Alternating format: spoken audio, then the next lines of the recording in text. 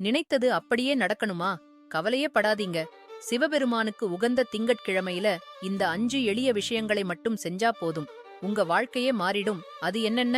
வாங்க பார்க்கலாம். எல்லாம் வல்ல அந்த எம்பெருமான் ஈசனின் திருவடிகளை பணிந்து தொடங்குகிறோம். ஓம் நமச்சிவாய. பெருங்கடலில் மன அமைதி எனும் கரையைத் தேடி அலையும் உள்ளங்களுக்கு கலங்கரை விளக்கமாகத் திகழ்வது சிவ வழிபாடு. அதிலும் பிறை சூடிய பெருமானுக்கு உகந்த இந்த திங்கட்கிழமை நம் கவலைகள் அனைத்தையும் கரைத்து நிம்மதியைத் தரும் ஒரு பொன்னான நாள். மனோகாரகனான சந்திரனுக்குரிய இந்த நாளில் நாம் மேற்கொள்ளும் சோமவார விரதமும் வழிபாடும் நம் மனக்குழப்பங்களை நீக்கி தெளிந்த நீரோடை போல மாற்றும் வல்லமை கொண்டது.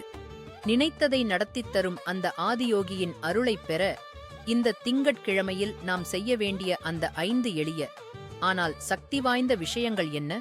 விரிவாகப் பார்ப்போம். முதலாவதாக அபிஷேகம். திங்கட்கிழமை அதிகாலையில் நீராடி தூய்மையான மனதோடு சிவலிங்கத்திற்கு சந்தனம் அல்லது விபூதியால் அபிஷேகம் செய்யுங்கள். நெருப்பு வடிவமான அந்த ஈசனுக்கு குளிர்ச்சி தரும் இந்த பொருட்களை சமர்ப்பிக்கும் போது அவர் மனம் குளிர்ந்து உங்கள் வாழ்க்கையிலும் மகிழ்ச்சியையும் அமைதியையும் வாரி வழங்குவார். இரண்டாவதாக வில்வ அர்ச்சனை. சிவபெருமானுக்கு மிகவும் பிரியமானது வில்வ இலை. 3 இதழ்கள் கொண்ட தூய்மையான வில்வ இலைகளில் வெள்ளைச் சந்தனத்தால் ஓம் நமச்சிவாய் என்று எழுதி அந்த சிவலிங்கத்திற்கு அர்ப்பணியுங்கள். உங்கள் கோரிக்கைகள் அனைத்தையும் அந்த வில்வ இலைகள் ஈசனின் செவிகளுக்கு கொண்டு செல்லும். விரைவில் அவை நிறைவேறும் என்பது திண்ணம். மூன்றாவதாக பால் அபிஷேகம். தொழிலிலோ வியாபாரத்திலோ தடையாக இருக்கிறதா? கவலை வேண்டாம். ஒரு செம்பு பாத்திரத்தில் பசும்பால் எடுத்து ஓம் நமச்சிவாய் என்ற மந்திரத்தை இடைவிடாமல் உச்சரித்தபடியே சிவலிங்கத்திற்கு அபிஷேகம் செய்யுங்கள். இது உங்கள் பொருளாதாரத் தடைகளை நீக்கி வளர்ச்சியின் பாதையை திறந்துவிடும். நான்காவதாக ருத்ராட்சதானம். திருமண வாழ்வில் பிரச்சனைகளா அல்லது திருமணம் தாமதமாகிறதா?